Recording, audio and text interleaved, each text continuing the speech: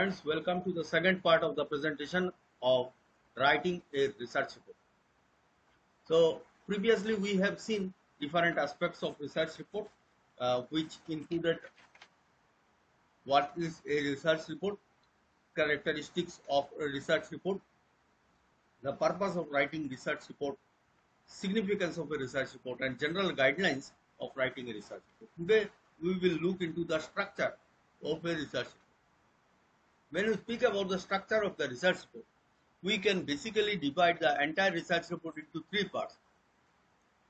First part comprises of the preliminary part of the research report. In this preliminary portion, the report should carry a title, name, and affiliation of the authors along with date of submission. This shall be followed by acknowledgements in the form of either preface or foreword. Some people put the acknowledgement separately, and in the preface or in the foreword discusses about why the research report is made and why this research was undertaken. Then there should be a table of contents which contains the list of tables, illustrations, along with the chapter headings and the sections and subsections of the chapter, providing the necessary page number. This is done so that the decision maker or anybody interested in reading the report can easily reach to the location of the required information. Some report has an executive summary which is written in the preliminary part of the report after the content. The executive summary comprises of outlines of the report's purpose, methodology, findings, the main conclusions, and the recommendation. So these comprises of the preliminary part of the report. Next, let us look at the main text, that what are the contents of the main text of the report. The main text provides the complete outline of the research report along with all details. The main text has the following sections. First comes the introduction. Here an attempt is made to explain what the problem at hand is, and the researcher tries to prove that this is a really researchable problem. It should clearly state the objectives of the research. Sometimes a brief summary of several other such researches is also stated there. This is called as the literature review. The definition of the major concept applied in the research shall be clearly mentioned in this section. The objective and or the research questions of the study is also mentioned in the section. A brief detail of the organization of the report is also explained in the introduction part. That is how these different chapters, how many chapters will be there, what are the title of this chapter, and what will be the contents of the different chapter, which is often called as chapterization scheme, shall also be written down in the introduction section. Then comes the next section, that is review of literature. Summary of studies related to the same or similar area shall be included in this section. This shall basically provide a guideline to the reader that the problem taken up is researchable and the subdomain where research is to be done. This is also called as the identification of the research gap. The research gap generally leads to the objective of the study. Next comes the objective of the study. The report shall clearly spell out the objective of the research or the purpose for which the research is carried out. That is the ultimate goal of the particular research that is taken up. Next comes hypothesis or research questions. The statement of the hypotheses that are framed on the basis of the literature review are to be tested are placed next. Sometimes instead of hypothesis, research questions are also used. By addressing this hypothesis or research question, the researcher can reach the objectives of the study. So this is a particular step following which the researcher reaches the objective of the study. Next is methodologies.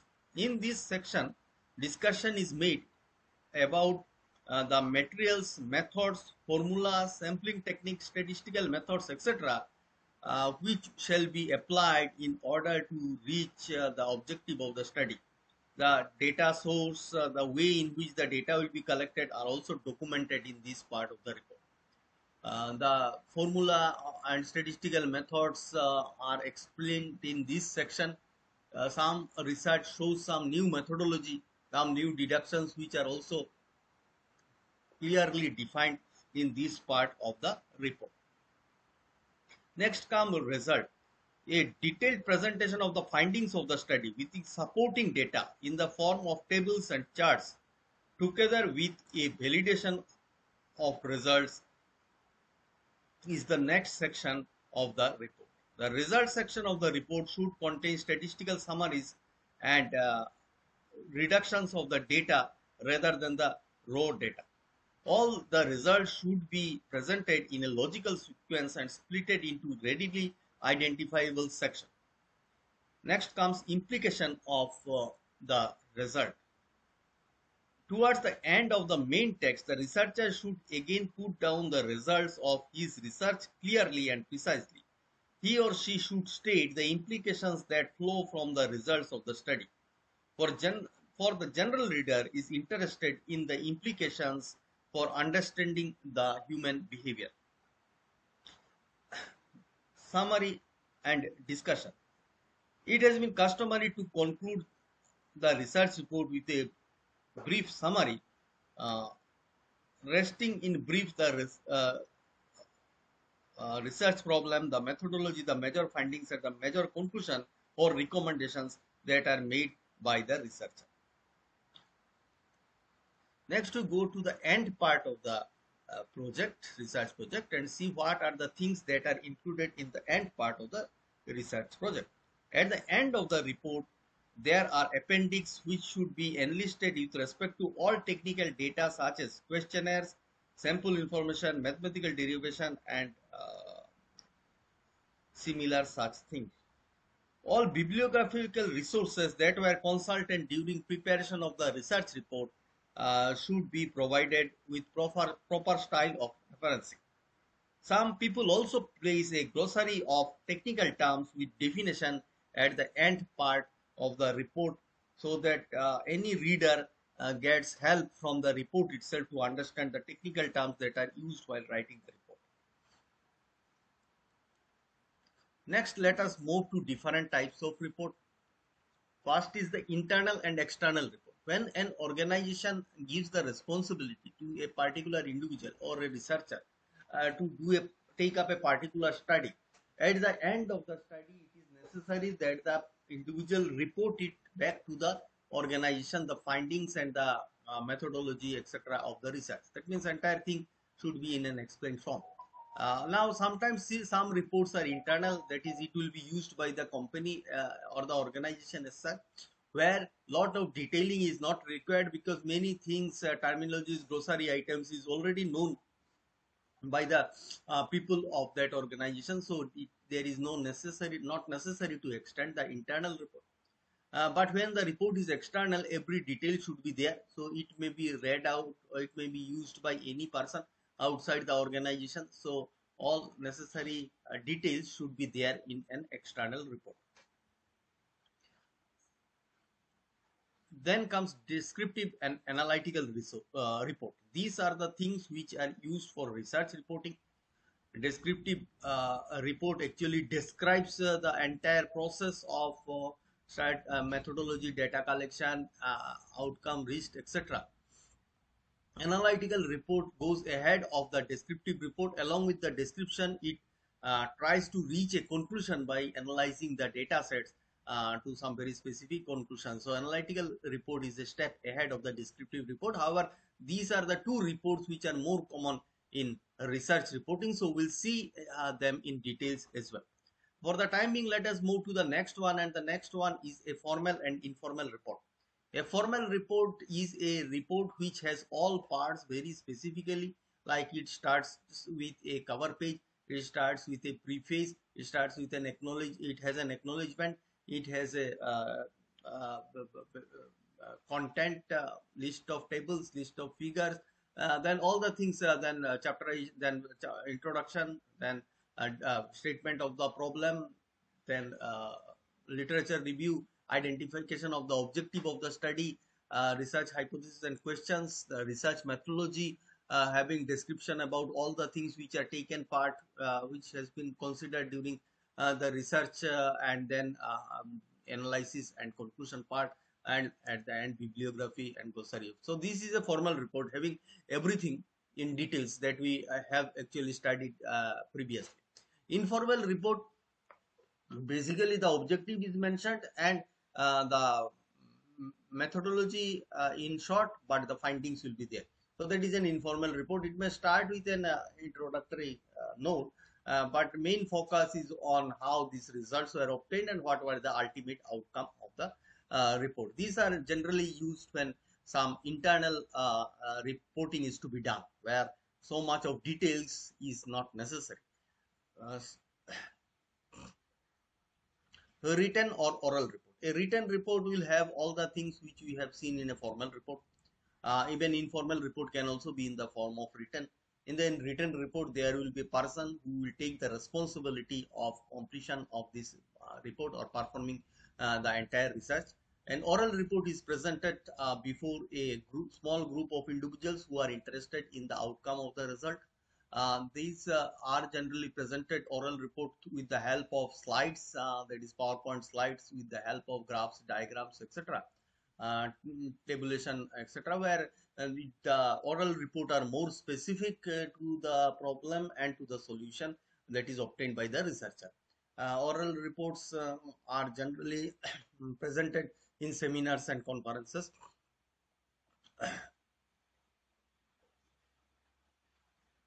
Long and short report. The short report, executive summary itself is a short report, which covers everything but in lesser details.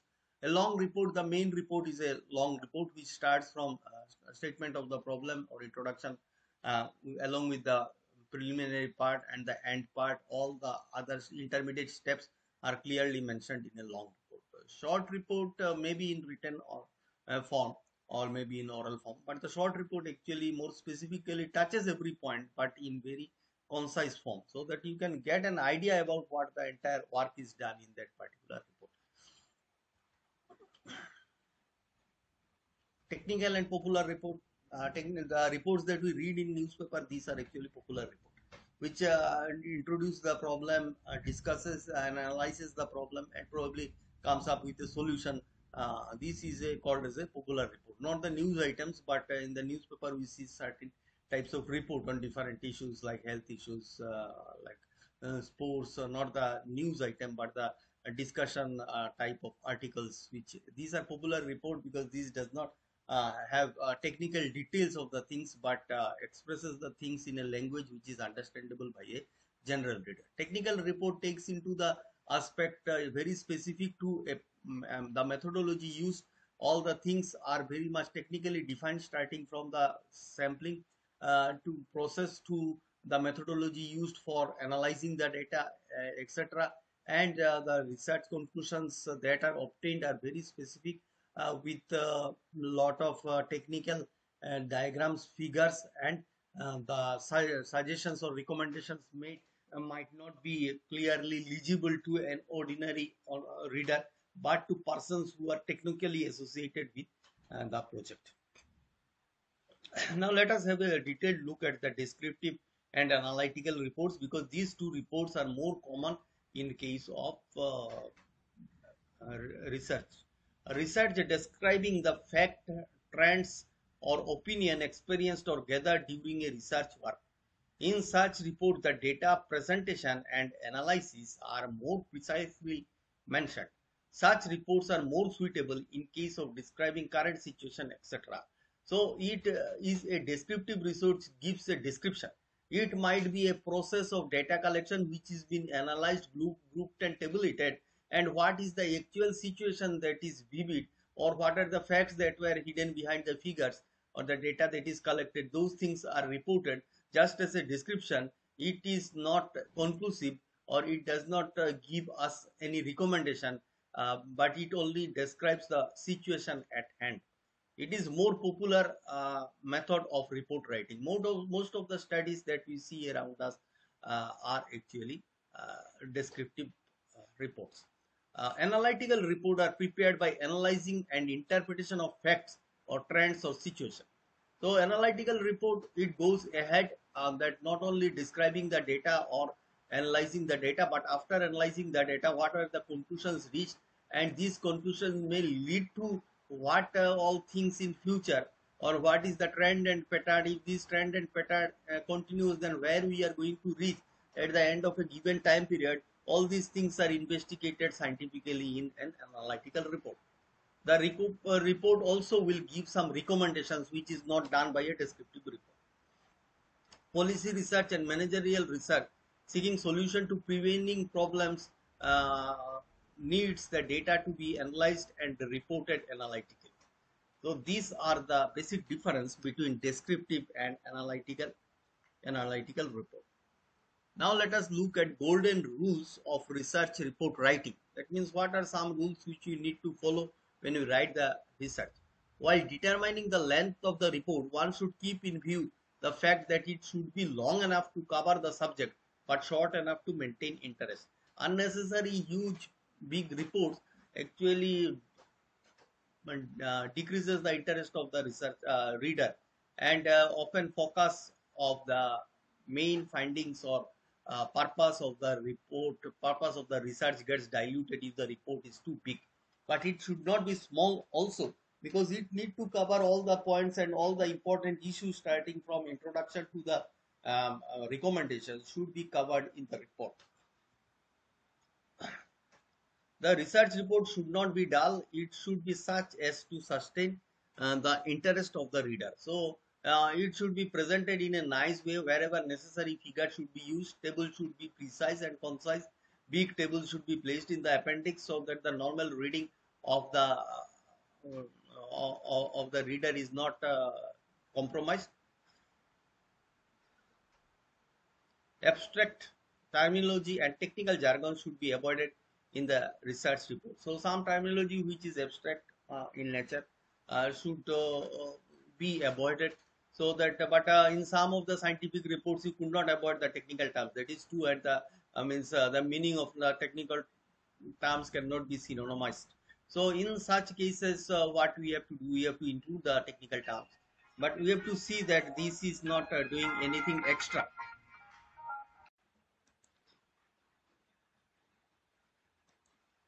Well, next we look at the objective of the study, the fourth point, which we require to understand for while or take into consideration while writing a research report, tells that the objective of the study, the nature of the problem, the methods employed, that is the methodology, and the analytical techniques adopted must be clearly stated. In some cases, there might be some equations which are actually applied in the methods of when the solution to the problem is obtained. These equations are very neatly typed. Specific softwares are available with the help of which equation typing can be done, like equation editor under Word or equations in Word, which are available in the insert menu or under object in the insert menu. So these things shall be used if the writing is done in any word processor, so that the equations looks nice, which are generally comes under methodology. Next point is regarding that readers may be interested about the main finding. So this report shall illegibly and very precisely express a separate subsection where the main findings of the research is mentioned. Because when the analysis part goes on, along with the analysis, the findings may be embedded in the analysis part in the form of a single line within a paragraph, but all those things should be summed up and placed at the in the next section, so that one can look and directly get into the findings, major findings of the study. Charts, graphs, and tables must be used for displaying of results, which are generally done in the analytical part, or where the result analysis is done. In that part, the graphs and tables should be there, but there should be a separate section expressing the major findings of the study. We come to point number 6, which tells that the layout of the report should be well thought out and must be appropriate and in accordance with the objective of the research problem. So there are different layouts of the research report. Which layout is more specific to your study, that should be taken care of in this part. Now let us look at the report should be free from grammatical mistakes and prepared using quotations, footnotes and documentation. So somewhere you feel that there is more explanation required on some terms and terminologies that you are used. They should be properly footnoted.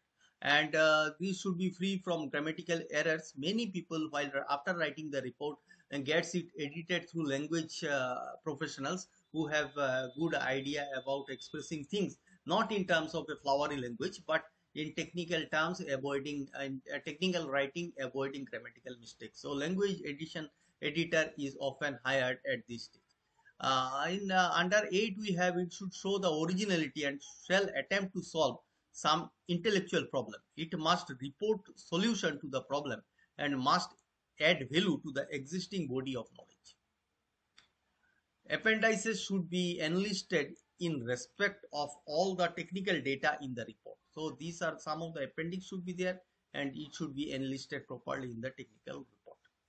Lastly comes the bibliography or the sources that were consulted should be given necessary mention in the end part of the report, and the appendix should list all the tables, all the calculation part, if some equation requires deductions, and those deductions should also come in the appendix. And bibliography should be there. Generally bibliography is placed before the appendix. Appendix is the last part where all the other details which actually is necessary for extensive reading of the report should only be there. And there is no space of the things that are actually put in the appendix in the main text of the report, because they will unnecessarily make the thing look lengthy and take away the reader's interest. So these are some of the golden rules that one should follow while the research report is prepared. We go next to the report checklist. That means once the report is prepared, everything is fine, before actually sending it to the appointed authority or before it is submitted, the researcher needs to check the following points. First point is that it should, while the report is prepared, whether the type of the report which is in which the report is to be presented was determined or not, or just kept on typing in the way he liked. A title of the report. The title of the report should be such that it should reflect the area on which the report is prepared, and something more about the report. It should be precise. It should not be too big, but should contain the theme of the report. And so this is one aspect which one needs to follow. The structure of the report is to be determined, that in which structure it is to be prepared, where are the tables, collection of materials, information required to write the report. Though the survey is done, tables are formulated, calculations are done, but there might be several other things which the author may require while he prepare the report. He may need to mention something about the population, and since in our country the population is conducted after every 10 years population survey, so some such data may be required while writing the report. He may also require to refer some other report which should be available with him, or at least some way the mention of the things will be there. What is meant that while writing a report, help of several other documents might be required. Those documents should be collected and kept before the writing of the report starts. Then comes writing of a draft report.